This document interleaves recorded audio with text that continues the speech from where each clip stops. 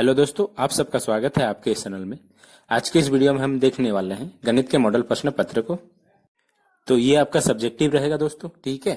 ये आपका कक्षा 10 का है। तो इसको बनाने से पहले एक बार हम सामान्य निर्देश को पढ़ लेते हैं, ठीक है। तो देखिए, पहला नंबर में देखिए, परीक्षार्थी यथासंभव अपने शब्दों में उत्तर दें।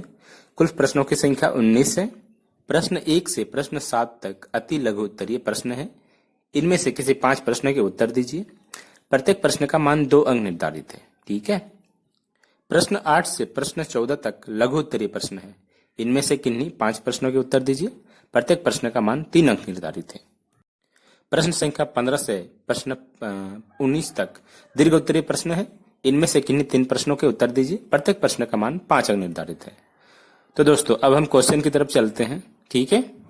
तो हमारा पहला क्वेश्चन है, यदि HCF 657 306 का 9 हो तो LCM 657 306 का ज्ञात कीजिए। ये बहुत आसान तरीके से बनेगा दोस्तों, ठीक है। तो आइए हम इसको करते हैं सॉल्व। तो दोस्तों, इसको देखिए आप, यहाँ पे HCF 657 306 का यहाँ पे 9 है, ठीक है। तो LCM 657 306 का यहाँ पे 1, ठीक है। यानी इसको ज्ञात करना है हमें। तो दोस्तों, इसको ज्ञात करने के लिए हमें क्या करना पड़ता है, देखिए, दोनों संख्याओं का गुणनफल बराबर HCF गुना LCM, ठीक है। तो दोनों संख्या हमारे क्या है दोस्तों, 657 गुना 306, इसका गुणनफल बराबर HCF आपका 9 है, ठीक है, गुना LCM। तो हम इधर इसको LCM को इधर लेके आए, तो 657 गुना 306 ऊपर हमारा आएगा और उसके नीचे 9 आएगा, ठीक है। हम इसे काटते हैं, 9 34 बार में 306 कटेगा, ठीक है। और 657 से 34 को यहाँ गुना कर दिए, तो LCM हमारा निकल के आया दोस्तों 22,338, ठीक है। इतना आसान है, देखिए। कोई हार्ड लगा आपको? बहुत ही आसान तरीके से हमने इसको सॉल्व किया, ठीक है। अब हम नेक्स्ट क्वेश्चन को देखते हैं दोस्तों। अब हम क्वेश्चन नंबर 2 को देखते हैं। वह द्विघात बहुपद ज्ञात कीजिए जिसके शून्याङ्कों का योग तथा गुणनफल क्रमशः 4 और 1 है, ठीक है दोस्तों। ये भी आपका बहुत ही आसान तरीके से बनेगा। तो आइए हम इसको सॉल्व करते हैं। तो देखिए, यहाँ से माना अल्फा और बीटा द्विघात समीकरण के 2 शून्याङ्क हैं, ठीक है दोस्तों। और तथा दिया गया है शून्याङ्कों का योग, यानी अल्फा प्लस बीटा बराबर 4। ये आपके क्वेश्चन में दिया हुआ है, ठीक है। और शून्याङ्कों का गुणनफल यानी अल्फा इंटू बीटा बराबर 1, ठीक है। तो हम द्विघात समीकरण को इस प्रकार दर्शा सकते हैं, ठीक है, दिखा सकते हैं। यानी x² minus alpha plus beta into x plus alpha into beta बराबर 0। ये हम लिखेंगे तभी तो ये बहुपद में आएगा, ठीक है। यानी द्विघात समीकरण को हम इस प्रकार से हल कर सकते हैं। तो यहाँ से देखिए, x² minus alpha plus beta आपका 4 है, देखिए यहाँ से, ये आपके क्वेश्चन में दिया हुआ है ऑलरेडी। प्लस देखिए, यहाँ पे 4 आया, अल्फा प्लस बीटा 4 आया, ठीक है। और ये वाला x plus alpha into beta आपका है 1 बराबर 0। इसलिए वह द्विघात बहुपद है, इसलिए क्या होगा, x² माइनस 4x प्लस 1। ये आपका आंसर होगा, ठीक है दोस्तों। अब हम क्वेश्चन नंबर 3 को देखते हैं। अब हमारा क्वेश्चन नंबर 3 है, कोण ABC में यदि कोण B समकोण है तथा AB बराबर BC हो तो सिद्ध कीजिए AC² बराबर 2AB², ठीक है दोस्तों। पाइथागोरस प्रमेय से यहाँ से बनेगा ये वाला। तो आइए इसको सॉल्व करते हैं बहुत ही आसान तरीके से। तो यहाँ से हम 3 नंबर क्वेश्चन को हल करते हैं।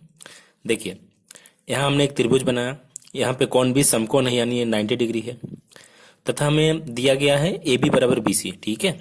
ये जो AB का मान लीजिए आपका ये अगर 4 सेंटीमीटर है तो BC भी 4 सेंटीमीटर होगा, ठीक है।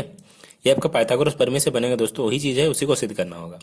तो हमने यहाँ लिख दिया, हल दिया गया है त्रिभुज ABC में कोण B समकोण है, देखिए यहाँ पे 90 डिग्री है, तथा AB बराबर BC, ये चीज आपको क्वेश्चन में दिया हुआ है। तो सिद्ध क्या करना है, AC² बराबर 2AB², ठीक है दोस्तों। ये आपको सिद्ध करना है। तो यहाँ सिद्ध लिख के हम डैश दिए, त्रिभुज ABC में देखिए AC² बराबर AB² प्लस BC², ये आपका पाइथागोरस प्रमेय होता है, ठीक है। कर्ण स्क्वायर बराबर लंब स्क्वायर जोड़ आधार स्क्वायर होता है। कर्ण आपका AC हुआ दोस्तों, ठीक है, क्योंकि 90 डिग्री के सम्मुख वाला भुजा उसका कर्ण होता है, ठीक है। और ये आपका आधार हुआ BC और ये हुआ लंब, तो कर्ण स्क्वायर बराबर लंब स्क्वायर जोड़ आधार स्क्वायर। तो यहाँ से AC² बराबर AB² प्लस AB²। BC की जगह AB कैसे आया, क्योंकि यहाँ से देखिए BC बराबर AB है, मैंने यहाँ लिख दिया ब्रैकेट में। तो यहाँ से सिद्ध हो गया AC² बराबर 2AB², AB² plus AB² 2AB² हो गया। तो ये हमें प्रूव करना था, प्रूव्ड, ठीक है। बात आई समझ में? अब हम अगला क्वेश्चन को देखते हैं। हमारा 4 नंबर का क्वेश्चन है, बिंदुओं ए बी तथा -a -b के बीच दूरी ज्ञात कीजिए। तो दूरी सूत्र से ये वाला बनेगा दोस्तों।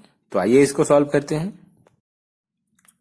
तो देखिए यहाँ से क्वेश्चन नंबर 4 को, माना ए, इसमें स्मॉल ए बी तथा बी -a -b 2 बिंदु है। ठीक है, ये आपको क्वेश्चन में दिया हुआ है। ठीक है, तो दूरी सूत्र से क्या होता है दोस्तों? दूरी सूत्र आपका ए बी बराबर √x2 - x1 का whole square plus y2 - y1 का होल स्क्वायर। ये आपका दूरी सूत्र होता है। ठीक है, तो यहां से देखिए आपका x1 आपका a है, इसको हमने x1 माना, और x2 आपका -a, ये आपका x2 हुआ, ये आपका y1, ये आपका y2। मैंने यहाँ देखिए साइड में लिख दिया है। ठीक है, तो यहाँ से देखिए ए बी बराबर √x2 आपका -a minus x1a square plus y2 आपका कितना है -b माइनस y1 आपका है b का होल स्क्वायर। तो यहाँ से देखिए ए बी बराबर √-a -2a हुआ। ठीक है, का whole square plus -b -2b हुआ का होल स्क्वायर। यहाँ से देखिए ए बी बराबर -2a का होल स्क्वायर क्या होगा 4a स्क्वायर, क्योंकि माइनस का स्क्वायर क्या होता है, माइनस को 2 बार गुना कीजिएगा या कि स्क्वायर कीजिएगा तो प्लस में रिजल्ट देगा, और 2 का स्क्वायर 4 होता है। ठीक है, और यहाँ से वैसे ही हुआ 4b स्क्वायर। तो आप यहाँ से देखिए ए बी बराबर 4, यहाँ से कॉमन आया, अंदर में क्या बचा a square plus b square. ठीक है, इन दोनों से कॉमन आया 4, तो आप देखिए दोस्तों √4 को हम तोड़ेंगे तो 2 आएगा, और इसके अंदर में रूट के अंदर में आपका a square plus b square बच गया। तो ही आपका आंसर हुआ। ठीक है दोस्तों, बात आई समझ में। अब हम नेक्स्ट क्वेश्चन को देखते हैं। हमारा 5 नंबर का क्वेश्चन है दोस्तों, मान निकालिए 2 tan square 45 degree plus sin square 30 degree minus cos square 60 degree. तो मान बिठा देंगे, तुरंत आंसर निकल के आ जाएगा। तो आइए इसको करते हैं सॉल्व। तो देखिए इसमें प्रश्न संख्या 5 में देखिए कुछ नहीं करना, बस मान बिठा देना है। देखिए यहाँ से 2 tan स्क्वायर 45 डिग्री, 2 पहले से है, tan स्क्वायर 45 यानी 45 डिग्री का मान कितना होता है दोस्तों 1 होता है, स्क्वायर है इसलिए 1 का स्क्वायर हुआ, plus sine square 30 degree, sine 30 का मान 1/2 होता है, स्क्वायर इसलिए 1/2 का square, minus cos square 60 degree है, cos 60 का मान आपका 1/2 होता है, स्क्वायर इसलिए स्क्वायर लगाए हम। तो देखिए यहाँ से 2 है इंटू 1 का स्क्वायर 1 होता है, प्लस 1/2 का होल स्क्वायर, 1/2 1 2 बार गुना होगा 1 होता है, और 2 बार गुना होगा तो 4 होगा। ठीक है, 2 का स्क्वायर 4 होता है, माइनस यहाँ पे वैसे ही हुआ। अब देखिए इसको 2 का 2 किए, प्लस 1/4 माइनस 1/4, यहाँ पे 2 पे नीचे कुछ नहीं था तो 1 है। ठीक है, अब हम इसको क्या करें, भिन्न का जोड़ है ये, देखिए यहाँ पे जोड़ भी है घटाव भी है, तो इसके नीचे नीचे लौसा करते हैं। 1 4 4 का लौसा करेंगे तो 4 आएगा, यानी एलसीएम। ठीक है, अब 1 4 बार गुना होगा, 1 4 4, 4 को हम 2 से गुना करेंगे, 4 दूना 8 हुआ, प्लस 4 1 का 1 हुआ, 1 को हम इससे गुना करेंगे, माइनस का साइन यहाँ है, और 4 को 1 से मतलब 4 को इससे भाग देते हैं, फिर इससे गुना करते हैं, यही तो होता है। 4 1 का 1 हुआ, फिर 1 को इससे गुना किए। अब देखिए बोर्ड मास नियम आपका क्या कहता है, पहले जोड़ करते हैं फिर घटाव करते हैं। तो 8 + 1 9 हुआ, 9 - 1 8। तो यहाँ से देखिए 8 बटा नीचे में 4 है, तो 4 1 का 4, 4 दूना 8, 2 आपका आंसर निकल के आया। ठीक है, अब हम नेक्स्ट क्वेश्चन को देखते हैं दोस्तों। हमारा 6 नंबर का क्वेश्चन है दोस्तों, सिद्ध करें कि बाह्य बिंदु से वृत्त पर खींची गई स्पर्श रेखाओं की लंबाई बराबर होती है।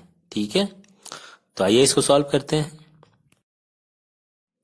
तो देखिए दोस्तों प्रश्न संख्या 6 का हल, हमने एक वृत्त बनाया यहाँ से, तो देखिए यहाँ से हम इसको हल करते हैं। ठीक है, हमें O केंद्र वाला एक वृत्त दिया है, देखिए इसमें O केंद्र है जिसकी 2 स्पर्श रेखाएं ये है आपका, इधर से हमने खींचा PA तथा PB। ठीक है, ये दोनों बिंदु P से B से मिलता है। ठीक है ना, P B से मिलता है तो P A से मिलता है, ये दोनों वृत्त के स्पर्श रेखाएं।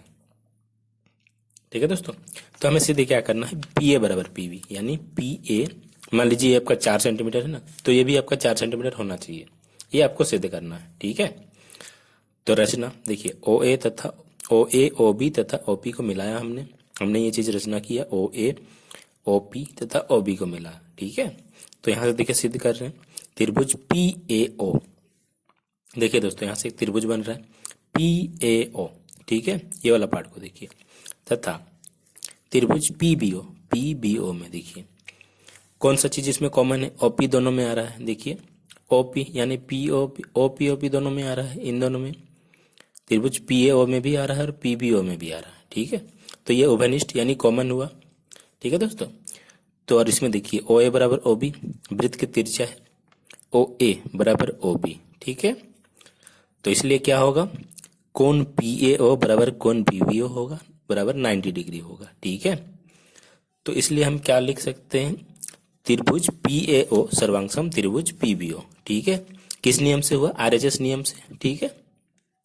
तो इसी प्रकार क्या होगा, इसलिए पी ए बराबर पी बी होगा, सीपीसीटी, ये सीपीसीटी से, ठीक है। ये आपने क्लास 9 में पढ़ा होगा दोस्तों, ठीक है। मुझे उम्मीद है आपको ये सारी चीजें अच्छे से समझ में आ रही होगी। तो ये हमारा यहाँ से सॉल्व हो गया, ठीक है। अब हम क्वेश्चन 7 को देखते हैं। तो हमारा 7 नंबर का क्वेश्चन प्रायिकता से है, ठीक है। 20 बल्बों के एक समूह में 4 बल्ब खराब है। इस समूह में से एक बल्ब यादृच्छिया निकाला जाता है। इसकी क्या प्रायिकता है कि ए नंबर है यह बल्ब खराब हो, बी नंबर है यह बल्ब खराब नहीं हो। तो आइए इसको सॉल्व करते हैं दोस्तों। तो देखिए हम इसको यहाँ से सॉल्व कर रहे हैं, दिया गया है कुल बल्बों की संख्या बराबर 20, इसमें खराब बल्ब है आपका 4, ठीक है। तो खराब बल्ब होने की प्रायिकता कितनी होगी दोस्तों, अनुकूल परिणाम बटा कुल परिणाम। टोटल है आपका 20, तो खराब बल्ब होने की प्रायिकता आपकी कितनी होगी, 4 होगी, बटा टोटल 20, ठीक है। तो 4 का 4, 4 5 20, तो 1/5, ये आपका इसका आंसर 1/5 हुआ। तो बल्ब खराब नहीं होगी प्रायिकता, उसमें निकालने के लिए दोस्तों आपको इसमें घटाना पड़ेगा टोटल बल्बों की संख्या माइनस खराब बल्ब, ठीक है, बट्टा कुल परिणाम। तो 20 टोटल बल्ब माइनस खराब बल्ब का 4 बट्टा 20, तो 20 माइनस 4 16 बट्टा 20, यहाँ से काटे 4 5 20, 4 चौके 16, 4/5 आंसर, ठीक है। तो मुझे उम्मीद है आपको ये सारी चीज़ अच्छे से समझ में आई होगी दोस्तों। अब नेक्स्ट पार्ट में, थैंक यू।